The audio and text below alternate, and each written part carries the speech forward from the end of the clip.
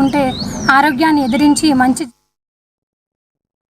ప్రభుత్వం రాష్ట్ర వ్యాప్తంగా 23,000 ప్రభుత్వ స్కూళ్లను మూసివేసి కుట్రకు విరమించుకోవాలని ఏబీవీపీ జిల్లా కన్వీనర్ ఆదిత్య డిమాండ్ చేశారు. గురువారం డీఈఓ కార్యాలయం ఎదుట నాయకులతో కలిసి నిరసన తెలిపారు. ఖాళీగా ఉన్న ఎంబీఓ పోస్టులను భర్తీ చేయాలని, గురుకులాలకు పక్క భవనాలు నిర్మించాలని డిమాండ్ చేశారు. ప్రభుత్వ పాఠశాలలో మౌలిక వసతులు కల్పించాలని, ప్రైవేట్ కార్పొరేట్ స్కూళ్లలో అధిక ఫీజులు నియంత్రించాలన్నారు. విద్యార్థులు అన్ని సమస్యలు పరిష్కరించాలంటూ నినాదాలతో హోరెత్తించారు.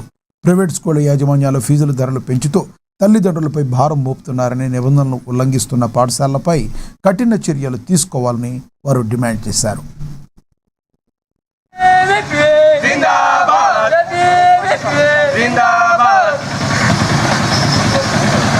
విద్యార్థులతో చెలగాటమా, ఖబర్దార్ ఖబర్దార్. విద్యార్థులతో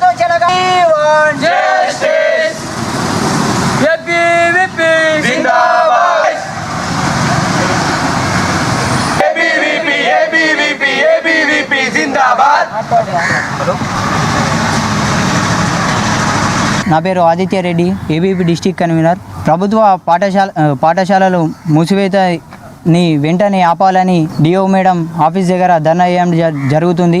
దీన్ని వెంటనే స్పందించి డిఓ మేడం గారు కూడా దీనిపైన చర్యలు తీసుకొని ఈ ప్రభుత్వ పాఠశాలలను వెంటనే ఓపెన్ చేయాలని కోరుకుంటూ, ఈ ప్రైవేట్ స్కూల్స్ బుక్లని కూడా వెంటనే సీజ్ చేయాలని, మరియు పర్మిషన్ లేని స్కూల్స్ అన్నిటినీ, కాలేజీలను కూడా వెంటనే సీజ్ చేయాలని కోరుకుంటూ, లేని పక్షంలో ఏబీవీపీ దీనిపైన పెద్ద ఎత్తున నిరసన చేస్తుందని